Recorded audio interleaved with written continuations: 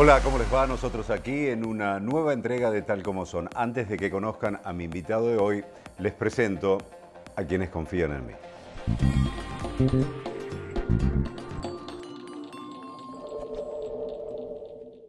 Sí al 99% de cloacas, sí al 100% de agua potable y sí a tener uno de los índices más bajos de mortalidad infantil de América Latina.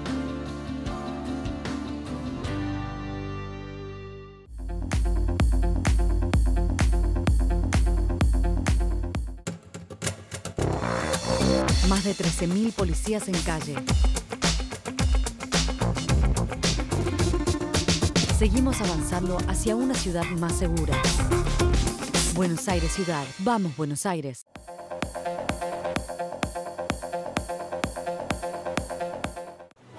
Para cada uno, crecer es algo distinto. Lo importante es tener quien te acompañe. Banco Ciudad te quiere ver crecer. En Varela, adherite a la nueva moratoria 2018. Si no estás al día con la contribución municipal, tenés una nueva oportunidad. Tenés tiempo hasta el 31 de diciembre. Más información en www.varela.gov.ar. Las experiencias se convierten en momentos.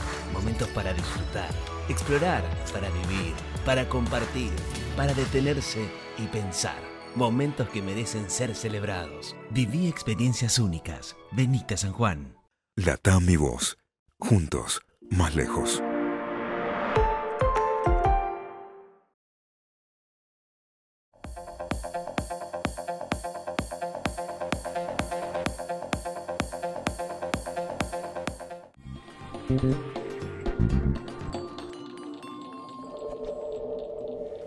Mi invitado de hoy es un joven de 20 años que a los 17 de su corta vida allí, la vida le planteó un desafío importantísimo y cómo superarse. Tenía que ver con la historia de la empresa familiar que llevaba adelante su papá. Su papá falleció y él tuvo que hacerse cargo de una empresa que venía con complicaciones. El desafío era cómo avanzar, superar esa dificultad y crecer. Y lo ha logrado. Y de eso vamos a hablar con Valentino Romano. Gracias, Valentino, por estar. Gracias, Claudio. ¿Cómo estás? Un placer. Bueno, antes que nada, para que vean lo bien que ha hecho las cosas este joven, que envidia esa edad, 20 años. Esto que vemos acá, estos premios, ¿qué son? Contanos. Esos son los premios que da Mercado Libre y Endeavor una vez por año. Se juntan, se reúnen a elegir un emprendedor, primero de Argentina, después de 7 países más de Latinoamérica, y deciden quién es el emprendedor más relevante o con la historia más inspiradora en América Latina. ¿Y qué pasó? Y bueno, este año tuve la oportunidad de ganar el premio de Argentina, que fue en agosto, y posteriormente, ahora en octubre, el último premio, que es el regional de toda Latinoamérica. ¿Y cómo llegaste a concursar, digamos? La primera vez de todas concursé con mi papá en 2016. Nos inscribimos para contar la historia de mi bisabuelo, que bueno, él repartía muebles, iba arriba de un caballo repartiendo. Cuando él volvió a Italia, lo primero que hizo fue dedicarse a la madera, y después mi abuelo fue el fundador de la empresa.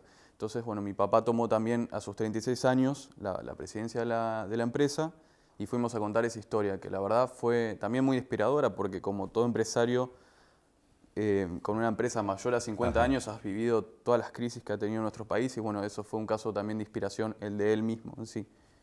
Entonces contamos eso y bueno. ¿Cómo te relacionaste vos con la empresa ya que ejercía tu papá ahí?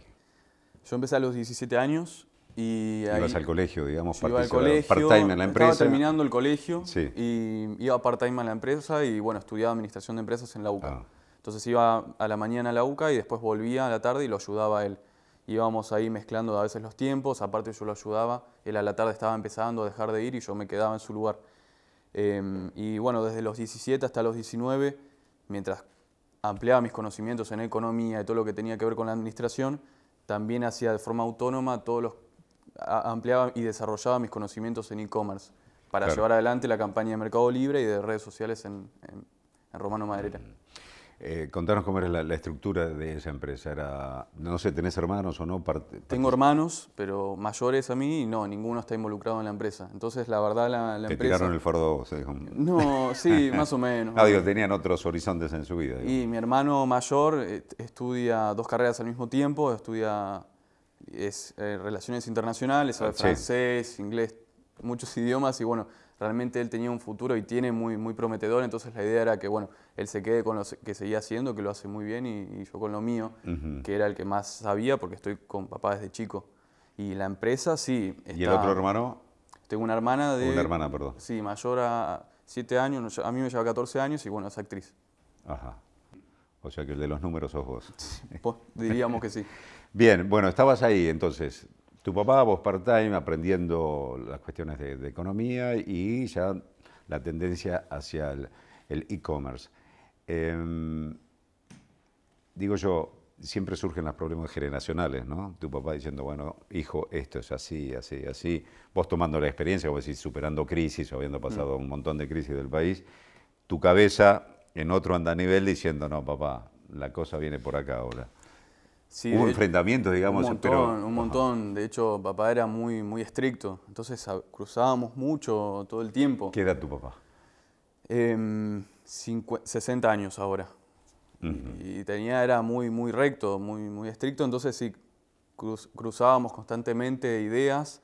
De hecho, mi mamá decía que estaba perdiendo las garras, ¿viste? Entonces él confrontaba a veces porque también le divertía o capaz quería ver cómo yo reaccionaba. Entonces realmente confrontábamos mucho. Ponele que sí, yo diría que sí. De hecho, bueno, las últimas 2 semanas nos peleamos muy fuerte y estuvimos 2 semanas sin hablar. En esas 2 semanas sin hablar, que comíamos en diferentes lugares, yo estuve una semana sin ir a la empresa. ¿Y por qué surgió la diferencia, lo general, lo global? Porque no lo llamé para comer, por ejemplo. Ah, pero de cuestiones intrapersonales. Sí. No de decisión de empresa. Claro, no, siempre era por alguna cosita, ¿viste? Y bueno, eso repercutió en 2 semanas sin hablar. Tiempo después entendí, hace muy poco, que esas diferencias que teníamos eran 2 piedras que se chocan unas a otras y se van puliendo todas las aristas que tienen. Entonces, entre padre e hijo, no la justifico la pelea, pero hoy entendí un montón de cosas que me las enseñó de forma inconsciente. Entonces hoy tengo unos valores muy importantes, bueno, gracias a él y a mi mamá, obviamente. ¿Tu mamá tenía incidencia en la empresa? ¿Trabajaba en la empresa? ¿Hacía algo para la empresa o no? No puntualmente dentro de la empresa, pero según mi papá, sí. Y no según mi papá, realmente ella tuvo la tarea más importante que fue educarnos a nosotros. Así que la tarea más importante, sí, de Romano Maderera estuvo fuera de Romano Maderera, que fue educarnos a nosotros. Algo complementario, que no se toma muy en cuenta. No, obvio que sí. De hecho, es la contención fundamental y primera de mi papá. Y ahora lo es para mí. Así que me parece que sí que es la tarea más importante de todas. Ahora surge este tema, ¿no? Vos estás ahí colaborando con tu papá, discutiendo, peleándote, coincidiendo por ahí en algunos temas. Un día la historia cambió totalmente. La realidad te golpeó. Y tenías ahí 19 años. 19. Eso fue 18 de mayo, por ahí, que bueno, él se levanta un sábado con un dolor en el pecho. Y bueno, eso resultó ser un aneurisma de aorta que fue desde el corazón hasta la pierna. Estaba totalmente rota esa arteria. Lo operamos, que la verdad fue una decisión muy difícil, incluso operarlos, porque pasar de Morón a trasladarlo a Capital también era un riesgo, el cual, bueno, lo tomamos. Y él sobrevivió a esa operación, que duró como 5 horas, realmente fue horrible. Sobrevivió, pero después se complicó. ¿Viste? El postoperatorio es muy complicado. Entonces, ese 24 de mayo, sí, me acuerdo haber estado con mi hermano perdidos. Y el 25 de mayo, por suerte, fue feriado. Si hubiese sido por mí, yo hubiese abierto ese día, porque necesitábamos trabajar. Y bueno, el 26 de mayo a las 8 de la mañana en punto... esa necesidad de trabajar? Porque estaba a fin de mes y necesitaba juntar para los sueldos y un montón de cosas que no sabía que yo sabía que aparte teníamos que cubrir. Llegó el 26 de mayo. Levantar la cortina, la persiana, como se dice, y arrancar ahí. ¿Cuántos empleados? ¿Cómo era la estructura de la empresa? En ese momento eran 12. En un lapso de un mes se fueron 4. Se bajaron del barco. ¿Por qué razón? De todo un poco, no había confianza en mí. Ya aparte la situación venía que eran capaz empleados un poquito delicada. De muchos años de la empresa. Unos nuevos, sí, medianamente, sí. Y dijeron, pagame la indemnización y me voy. No, algunos renunciaron. Después otros también renunciaron y volvieron un tiempo después. Se fueron sumando de vuelta, somos 15.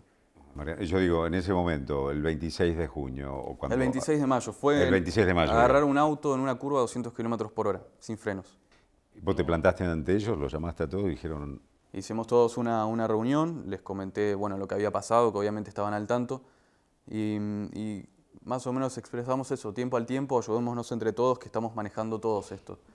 Obviamente ahora el volante dependía de uno, como era anteriormente de mi papá, ahora dependía de mí, y yo necesitaba de ellos para que me den una mano. Esto es en equipo siempre. Yo soy uno más, no soy el empresario, soy un trabajador junto a ellos. Entonces necesitaba de la ayuda de ellos. No sabía ni cuánto cobraban.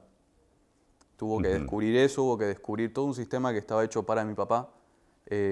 Con los números me refiero, la madera se cuenta en pies, todo muy técnico, que bueno, estaba hecho a imagen y semejanza de él, como él lo quería. Para que tu papá entendiera. Digo, ¿y para vos era un jeroglífico o no? Sí, todo por sistema.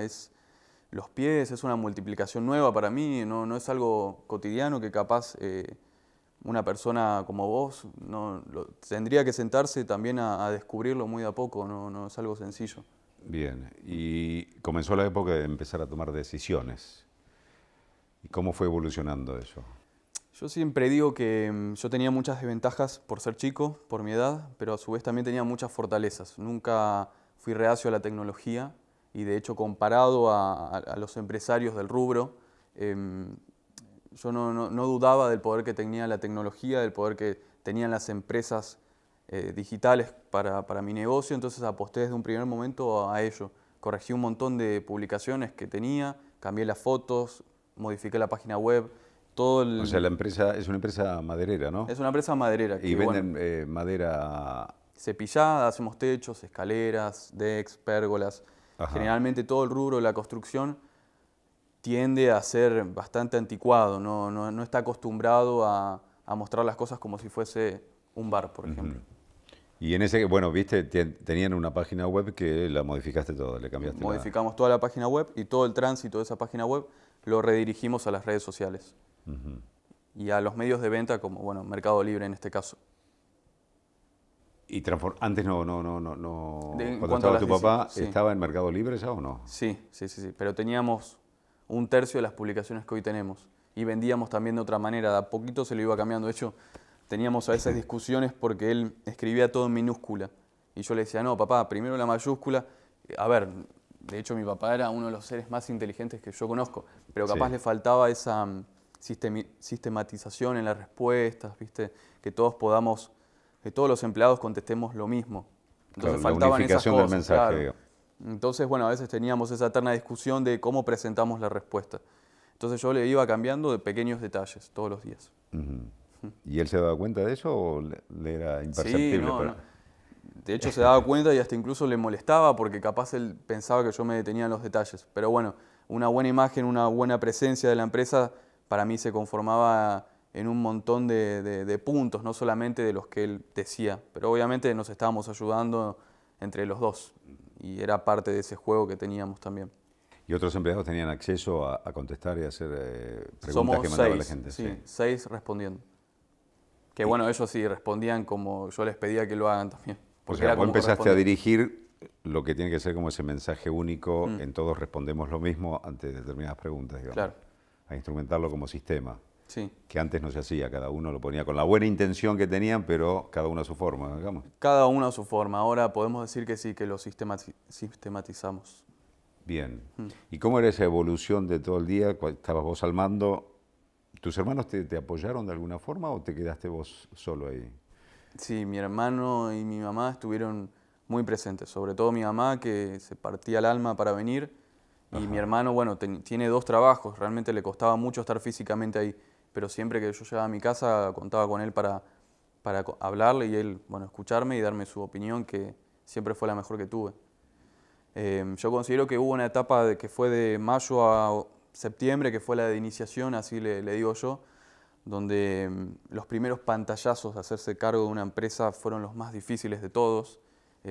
Aceptar hacerse cargo, uno no sabe lo difícil que es hasta que lo va viviendo todos los días. Hay cosas que uno va descubriendo debajo de la alfombra que, bueno, él dejó, no intencionalmente, sino porque eran sus problemas.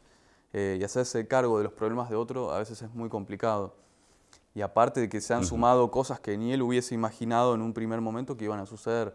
Por ejemplo, al fallecimiento de él se disolvió automáticamente la sociedad, porque la cantidad de socios se redujo a una sola persona. Entonces, hasta que se inscribió de vuelta en IGJ, tuvimos que demorar un tiempo y en ese tiempo no tuvimos apoyo bancario, por ejemplo. Porque no tenías una sociedad Claro, constituida. hasta que de vuelta se forme. No podíamos operar con AFIP, no podíamos pagar los sueldos de manera ¿Cuánto bancarizada. tiempo tardó en eso hasta que estaban inscriptos nuevamente?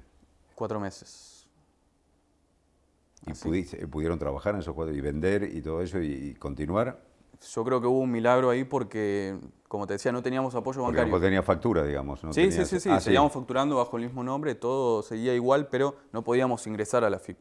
Teníamos que liquidar en base a sueldos anteriores y teníamos que pagar en efectivo, que incluso era muy peligroso. Claro. Con los bancos, bueno, también hubo una demora hasta que se rehabilitaron todas las cuentas, hubo que saldar los descubiertos que había, que era la operatoria financiera normal de la empresa que siempre mi papá había usado. Entonces yo de un momento a otro tuve que financiarme de una manera diferente, que desconocía, que bueno, la fui aprendiendo con el tiempo, con los errores y comunes que había. Y lo de la AFIP también fue un tema importante, que bueno, después se resolvió. Y en ese caso, por tu edad tan joven, qué sé yo, te enojabas, por ejemplo, con los bancos y decías, pero pará, el que laburaba con ustedes, mi viejo, años y años, décadas trabajando con ustedes, murió, yo sigo adelante, es la misma empresa, es una cuestión como administrativa, nada más pendiente. Me dieron a entender que no podían confiar en un chico de 19 años en su momento, cosa que me puso muy mal. Pero después la entendí, entiendo que en los negocios no hay sentimientos. Entonces, nada, fue cuestión de poner todo en regla de vuelta y ahí se normalizó todo otra vez. ¿Te fuiste de ese banco a otro o te quedaste ahí? Hoy estoy. Y la verdad, hubo también algunos cambios internos, pero los adoro. Hoy estoy suena como diciendo... No, mañana no sé. porque realmente también aparte hubo unas modificaciones internas de personal y la gente que vino después, es increíble el valor humano que encontré, que pensé que en un mundo adulto no iba a encontrar tampoco. ¿Te refieres a la gente de personal de tu Del empresa? banco que hay ahí en del el banco, banco, del sí, banco. que me han ayudado mucho. Ajá, ¿te aconsejan?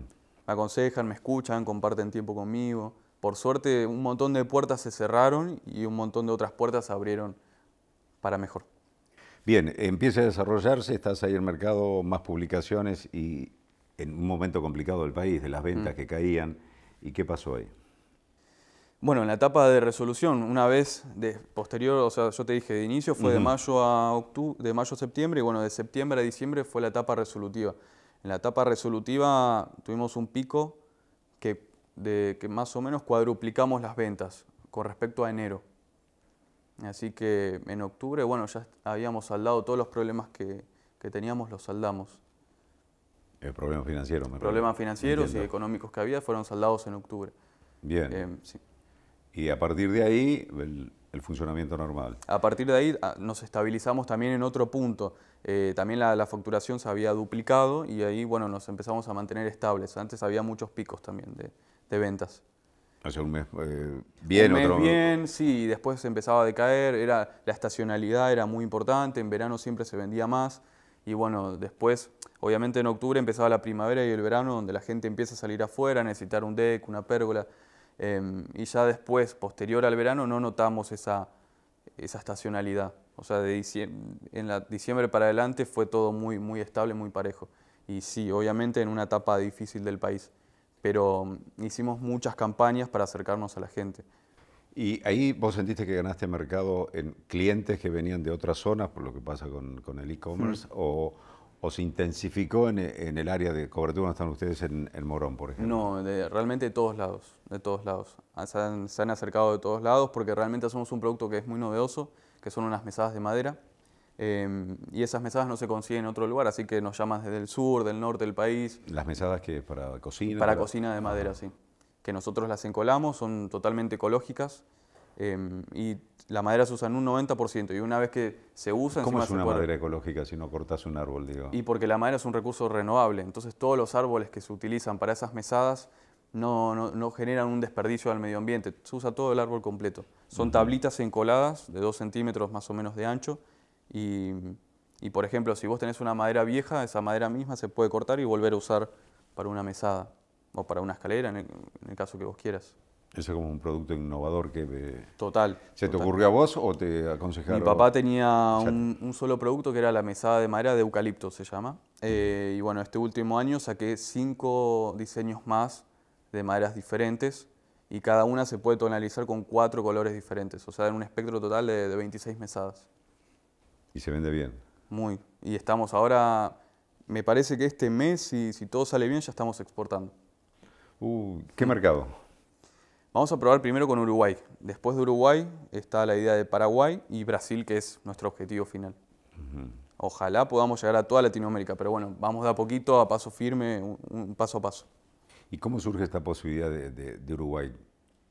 ¿De alguien que lo vio allá y dijo, quiero ese producto? Realmente estuve en asesoría del Ministerio de Producción de la Nación. Ajá. Y una vez una charla y yo transmití que quería en algún momento llegar a eso. Me parecía un objetivo muy lejano, pero ellos me dijeron no, que realmente estaba muy cerca y bueno, empezamos de a poquito a traccionar toda la burocracia necesaria para llegar ahí. Estamos a hoy. ¿Seguís estudiando o terminaste la...? No puedo, no tengo tiempo. Me encantaría, sí. En algún momento, si pudiese rendir libre, te aseguro que volvería. ¿Cuánto te queda de la carrera? No, 3 años. 3 años. Pero estás aprendiendo, poniendo el cuerpo, digamos, ¿no? Mira, una docente de la universidad me dijo, no hay nada que yo te pueda enseñar hoy que sea más importante de lo que vos estás aprendiendo. Yo creo que será cuestión de tiempo en algún momento de volver a ir a la facultad, que lo voy a hacer. Yo realmente siento que hoy estamos todo el tiempo tratando de ver cómo le sacamos ventaja a otra persona.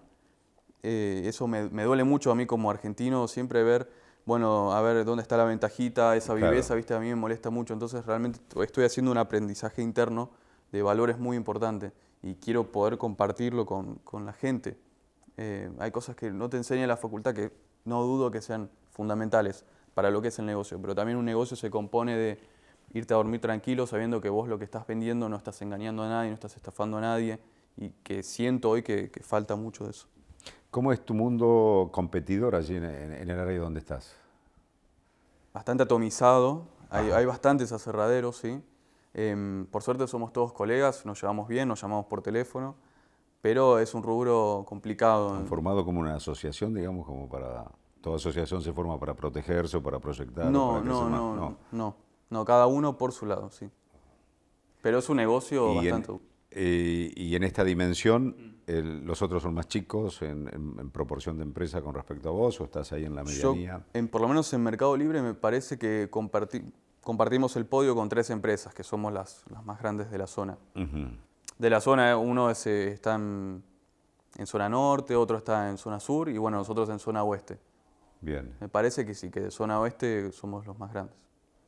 ¿Y ha pasado el tiempo y has hablado con tu madre de nuevo o no? Todos los días, sí. ¿Y qué te dice? Es una pregunta buena, muy linda, porque en realidad lo que nos decimos son gestos, son abrazos, es otro tipo de fortaleza que hoy nos damos junto a mi hermano. Ya a veces no hay palabras para lo que nos pasa, entonces simplemente nos felicitamos, nos cuidamos, nos hacemos de comer algo rico, tratamos de hablar de otras cosas. Es una etapa no superada, pero que poquito a poquito estamos tratando de aprender a cuándo llorar, a cuándo festejar, ¿viste? Es algo que realmente es muy difícil. Y Mariano, ahora te encontrás acá en la empresa y siempre dice que una empresa tiene que ir innovando o permanecer, hacer sólida esa base donde estás, pero siempre pensando un poco más allá de cómo va evolucionando, más en estos tiempos donde todo evoluciona tan rápidamente. ¿Te tomás un tiempo como para pensar o se te ilumina a veces el pensamiento, lo anotás y decís, bueno, en otro momento lo desarrollás? Te voy a contar 2 cosas. A ver. La primera, te copio algo de mi papá. Él siempre buscaba una alternativa, ¿no? En las crisis, yo decía que él no solamente la sobrevivía, sino que se fortalecía porque buscaba un camino alternativo que era mucho mejor a lo que venía haciendo. Encontraba en esos momentos de impas donde no había ventas, de pensar algo nuevo. Eso por un lado, que bueno, obviamente lo hacemos todos los días. Y como segunda opción, yo considero que siempre hay que estar creciendo, aprendiendo algo nuevo. Por más de que uno lo sepa todo, siempre hay que ver. De hecho, me pasó una vez que llegué a casa a las 8 de la noche cansadísimo, no daba absolutamente más. Y teníamos un stock muy grande. De hecho, el aserradero se compone de 3 corredores muy extensos, en total son 6.000 metros cuadrados. Sí. Bueno, en uno de los galpones estaba lleno de madera en desuso, que mi papá le iba liquidando de a poquito. Una de las cosas que se me ocurrió de forma automática, así como si fuese una eureka, fue, bueno, agarrar esa madera que estaba curvada, ¿sí? La corto en tiras alistonadas, más o menos de 2 centímetros de ancho, todo en tiras. ¿Qué pasa? Esa madera tiene nudos, a la gente no le gustan los nudos. Si yo quería encolar, hacer una mesada con esa madera, iban a caer todos los nudos sobre la mesa. En la superficie, claro. Entonces lo que, no sé, no me lo preguntes porque no se le ocurrió a él y menos a mí. Es como si me hubiese llegado un WhatsApp de él, así lo veo yo. Así es esto. Agarré esos listones, ¿sí? Y donde estaba el nudo acá arriba, di vuelta a la tabla y ya desapareció. Y al volver a unir, ya era una mesada sin nudos. Cuesta capaz describirlo en palabras, hay que verlo. Pero esa fue una idea totalmente rara que, bueno, Y te permitió utilizar toda esa madera que estaba en desuso. Que era un costo de oportunidad altísimo. Claro. Incluso ese lugar se podía haber alquilado, por ejemplo. Y bueno, tenemos madera de acá a un año, para que te des una idea.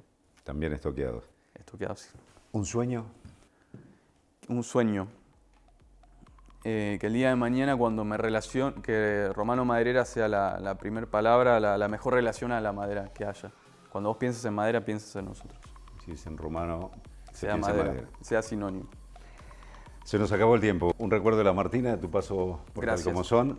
Te felicito por la corta edad que tenés y todo lo que has logrado y ese emprendimiento así defendiendo la empresa de tu viejo y mejorándola. Como así va a ser. Así va a ser. Un placer, que estés bien. Muchísimas gracias por estar allí. Nos vemos en el próximo Tal Como Son. La verdad es que siempre me rodeé con gente talentosa. Ajá. O sea, desde libretistas, ¿Pero participabas realizadores. en el guión o sí, modificabas? soy un hincha pelota.